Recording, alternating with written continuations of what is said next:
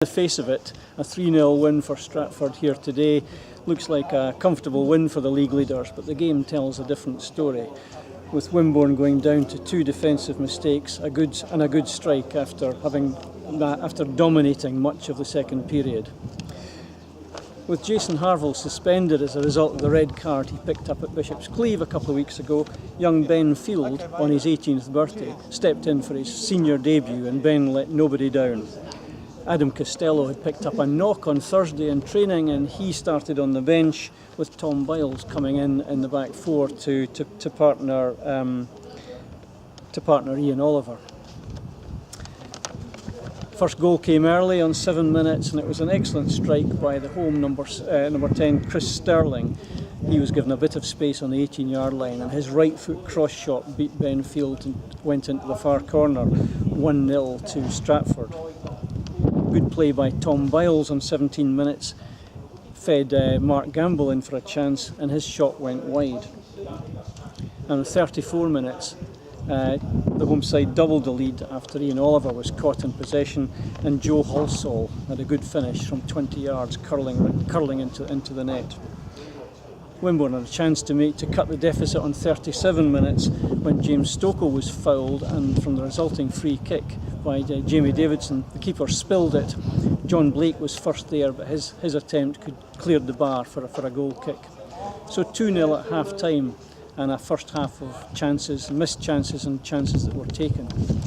The second half was a game largely dominated by Wimborne and playing some nice football. Just that final ball and the final touch was missing. Steve Cuss brought on took off Tom Biles on 60 minutes for Jack Lupton, and the big ex-Bournemouth University student played in midfield with John Blake moving backwards.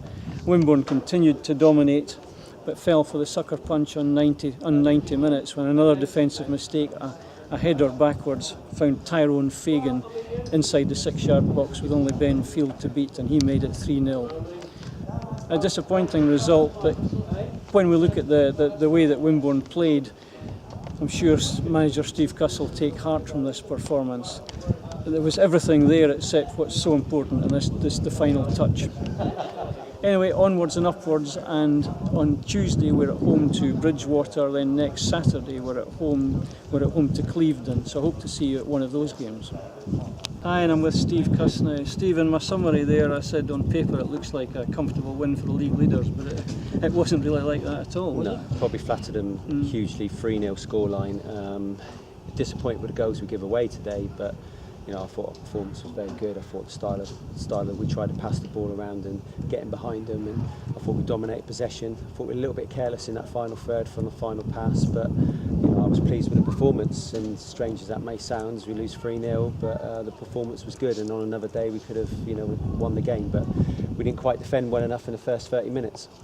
And it's a game of ifs and buts. I mean, sometimes when we had that chance, just the final touch wasn't there. The first touch wasn't as good as you might have expected, as it had been elsewhere on the pitch. And had it been, we could have got a goal. Yeah, I think that's fair. I think it's just like saying that final third, either the final pass or the final little control to take the shot, it was just missing at the vital moments. But I've just said to the players in there, we play a certain way. We'll never change the way we'll play. We'll keep trying to do that, and I enjoy watching them play that way. And although we didn't quite come off today, we'll go again and try and make sure it happens on Tuesday. I mean, to be fair to Stratford, they took their goals well. The first goal in particular was a good goal. Yeah. But as you say, a couple of defensive mistakes. I always felt during the second half, if we'd got one goal back, we could have been on the front foot, because the spectacle of the top of the league team at home playing for time with 40 minutes left on the clock was a strange one. It was a strange one, but they're probably a typical non-league side. They were strong and physical, and they played the game out, and they saw it out. And in fairness to them, they'll say they've got 3 points and played it out and got the result. So it's job done for them. But we give them a head start, and that was the unfortunate thing today. If we didn't give them a head start and kept in the game a little bit longer, who knows? We could have maybe got something out of it. Yeah, first goal pretty important. It was today. Yeah. Any knocks today? No, we haven't got any new knocks today. No, we're fine. We'll go again Tuesday. Yeah, we've got a heavy programme coming up with quite a few midweek games, so we're going to need the whole squad.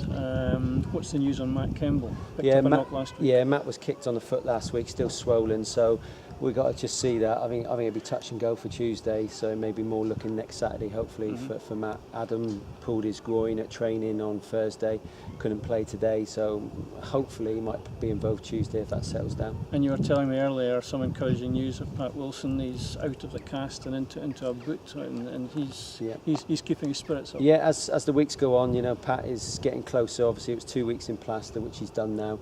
He's in a boot, and he's quite mobile in that boot, so that's great.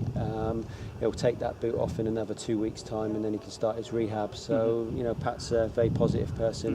He believes he'll be back this season, and we'll be delighted to have him back as soon as he's fit. Well, best wishes to you, Patrick, if you're watching this. Come back soon. Steve, thanks for your time today. Thank you. Cheers.